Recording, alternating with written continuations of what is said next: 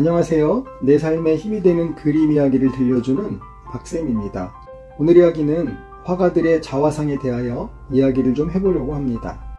많은 화가들이 그렸던 자화상을 통해서 그들의 삶을 배우고 그 삶을 통해서 우리 인생에 맷집을 기를 수 있는 시간이 되기를 진심으로 바랍니다. 아마도 자화상에 관한 이야기는 오늘 한 편으로 끝날 것 같지는 않고요. 여러 편의 시리즈 형태로 이야기가 될 것 같습니다. 그럼 바로 본론으로 들어가서 화가들 중에 자화상을 그린 화가들이 굉장히 많은데 화가들은 왜 자화상을 그렸을까요? 요즘 스마트폰의 카메라를 통해서 많은 사람들이 셀카를 찍는데 화가들이 자화상을 그리는 것과 현대인이 셀카를 찍는 것이 비슷한 의도일까요? 요즘 사람들이 셀카를 찍어서 자신의 SNS에 올려 자랑질을 하는 것처럼 화가들도 자신의 인생을 자랑하고 싶어서 자화상을 그렸던 것일까요? 참 여러가지 생각이 듭니다. 한 기관의 조사에 의하면 여성들은 나이 40을 기점으로 셀카 찍는 횟수가 현저히 줄어들고 오히려 남성들은 늘어난다는 내용을 읽은 적이 있는데요. 그 이유는 여성들은 40이 넘어서면서 자신의 미모에 대한 자신감이 떨어지면서 셀카를 찍는 횟수가 줄어드는데요. 그러면 왜 남성들은 나이가 들면서 셀카를 많이 찍을까요? 스스로가 좀 중후해져서 셀카를 찍는 횟수가 늘어나는 것일까요? 확인해보니 남성들은 나이가 들면서 철이 없어져서 그렇다고 합니다. 아마도 다시 젊은 시절로 돌아가고 싶고 또 첫사랑의 그녀가 좀 그립기도 하고 그죠? 저도 남자이기 때문에 약간 공감이 가는 부분이기도 합니다. 화가들이 자화상을 그린 이유를 알아보니 이런 이유들이 있었습니다. 첫 번째는 역시 경제적인 문제였는데요. 비싼 모델료를 지불할 수 없어서 돈이 안 들어가는 자신을 모델로 그림을 그렸다는 것입니다. 두 번째는 힘든 시절 자신의 삶에 처한 고난을 극복하고 치열하게 자신과 대결하기 위해서 그렸다는 마음 아픈 이유도 있었습니다. 세 번째는 자화상을 통해 인물의 본질의 내면을 표현하는 인물화를 그림으로써 인물을 그리는 자신의 그림 실력을 키우기 위해서 그렸다고도 합니다. 또 네 번째는 요즘 셀카를 찍는 이유처럼 성공한 자신의 삶을 타인에게 자랑질하고 또 자신의 자신감을 표현하기 위해서 그렸다고도 합니다. 마지막 다섯 번째는 나이가 들어서 자신의 인생에 대해 성찰하고 고백하기 위해서 그렸다고도 합니다. 이렇게 크게 5가지 이유로 화가들은 자화상을 그렸는데요. 물론 이외에도 다른 이유도 분명히 있을 겁니다. 먼저 화가들이 자화상을 직접 그리는 것 외에 자신의 그림 속 여러 사람들 사이에 자신의 얼굴을 그려넣는 사례들이 있어서 먼저 소개를 하도록 하겠습니다. 이건 역시도 다른 형태의 자화상으로 보면 될 것 같습니다. 이탈리아 초기 르네상스 시대의 대표 화가로 우리에게는 비너스의 탄생이란 그림으로 알려져 있는 산드로 보티첼리의 그림부터 보겠습니다. 이 화가는 초기에 리얼리즘 영향을 받아서 본질을 사실대로 그리는 화가였는데 걸작인 비너스의 탄생 이후부터는 신비주의 경향으로 화풍이 좀 바뀌게 됩니다. 산드로 보티첼리가 1476년경에 그린 동방박사의 경배는 동방의 왕이자 박사였던 세 사람이 별의 인도를 받아 베들레헴으로 찾아가 새로 나신 아기 예수에게 황금과 유황 또 모략을 예물로 드리고 예배했다는 마태복음 제2장의 장면을 담고 있습니다.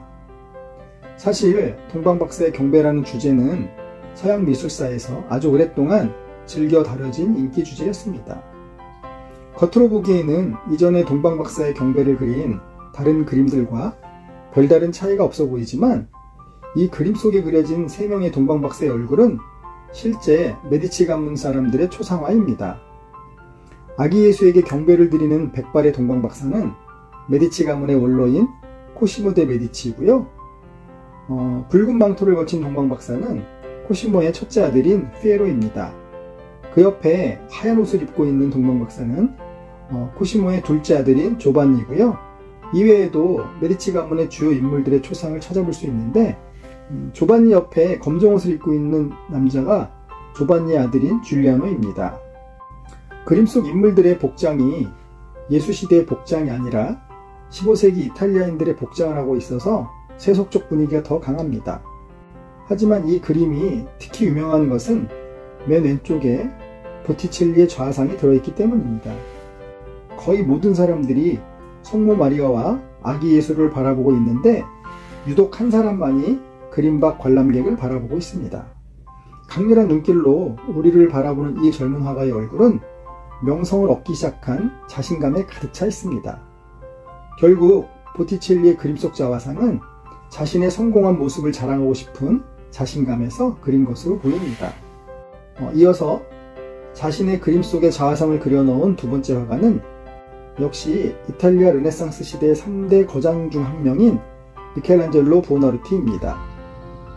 미켈란젤로는 스스로를 매우 모질게 그리고 비참하게 묘사를 했습니다. 그는 자신을 가장 위대한 예술가라고 자부하면서도 한편으로는 가장 보잘것없는 인간이라고 고백을 했습니다.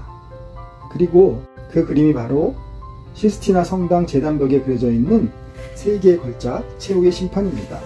미켈란젤로가 이 그림을 그리던 중 교황과 마음 같지 않아서 벽화 작업을 중단하고 로마를 떠나게 됩니다. 교황은 미켈란젤로가 괘씸했지만 이 위대한 천재를 어찌하지 못한 채 고향 피렌체 지도자들을 동원해 그를 다시 로마로 돌아오게 만듭니다. 이런 상황에서 미켈란젤로의 콧대가 더욱 높아졌을 거라 짐작하기 쉽지만 그가 불후의 명작인 최후의 심판에 그려놓은 자화상은 뜻밖에도 가장 값어치 없는 인간으로 또 극히 자학적인 모습이었습니다.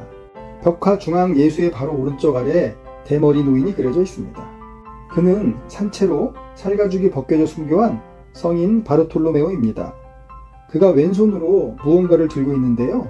그것은 벗겨진 자신의 살가죽입니다.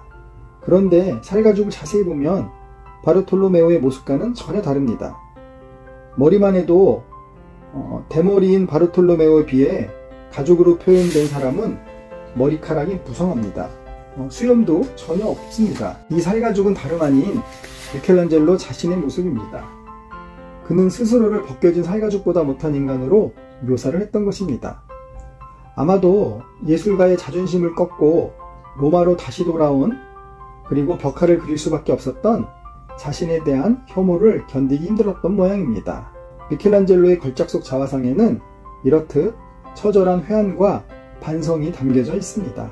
오늘은 르네상스 시대 2명의 거장들을 주제로 자화상 시리즈 1편을 시작했습니다.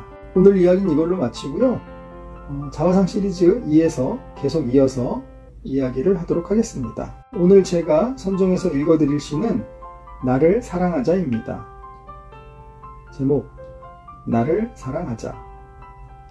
나는 아파도 되고, 나는 힘들어도 괜찮고, 나는 속상해도 인내하는 그런 건 옳지 않은 삶이다. 나를 귀하게 여기고, 나를 소중하게 생각하고, 나를 진정으로 사랑하는 이가 남들도 사랑할 수 있는 것이다. 내게 끝이 보이지 않는 것들이 있다. 그대를 사랑하는 내 마음, 그대를 기다리는 내 어리석음, 그로 인해 하게 되는 생각과 행동들. 나를 사랑하자.